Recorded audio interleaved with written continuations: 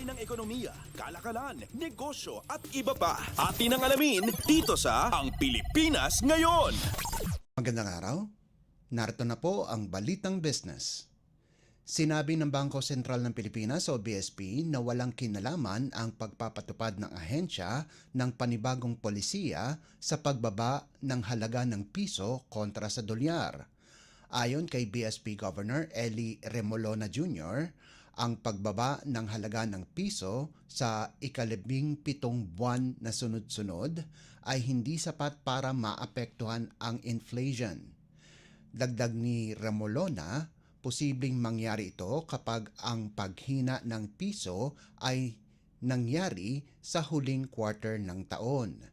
Sinabi ni Remolona na hindi masasabing mababa ang performance ng piso dahil pumapantay lamang ito sa mga nangyayari sa Middle East at mga anunsyo na posibleng matagalan ang interest rate cut ng Federal Reserve sa Estados Unidos. Nitong Abril 16, bumagsak sa 77 piso ang isang dolyar sa 57 piso na siyang pinakamababang halaga nito sa halos 17 buwan.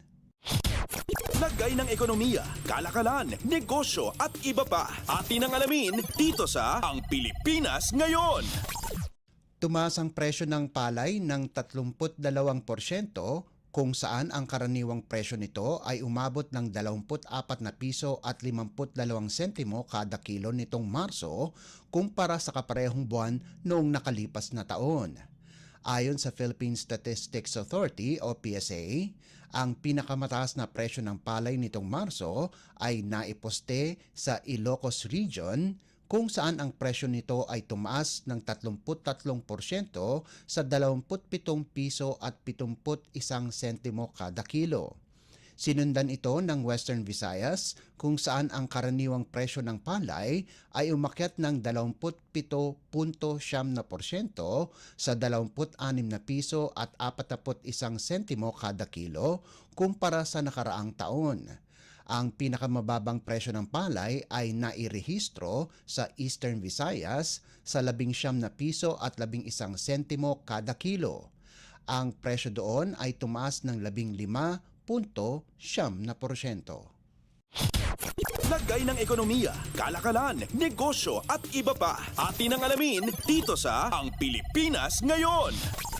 Naibebenta na ng tobacco farmers sa mataas na presyo ang kanilang produkto sa mga buying station ngayong season. Sa ulat ng National Tobacco Administration o NTA, kabilang sa mga produktong ito ay ang flue-cured Virginia tobacco leaves at ang air-cured burley at native tobacco leaves. Base sa pinakahuling monitoring ng NTA sa tobacco trading operations, umabot na sa 113 piso ang buying price kada kilo ng prime class ng tobacco o Class AA ng flue-cured Virginia tobacco na mas mataas kaysa aprobadong floor price na 77 piso. Inaasahan din ang pagtaas ng hanggang 100 piso kada kilo ang buying price ng prime class ng parehong air-cured burley type tobacco at native type na tobacco na mas mataas sa inaprobahang 81 pisong floor price.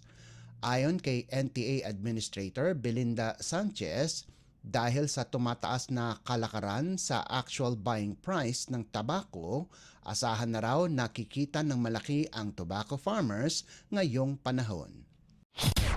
Lagay ng ekonomiya, kalakalan, negosyo at iba pa. Atin ang alamin dito sa Ang Pilipinas Ngayon.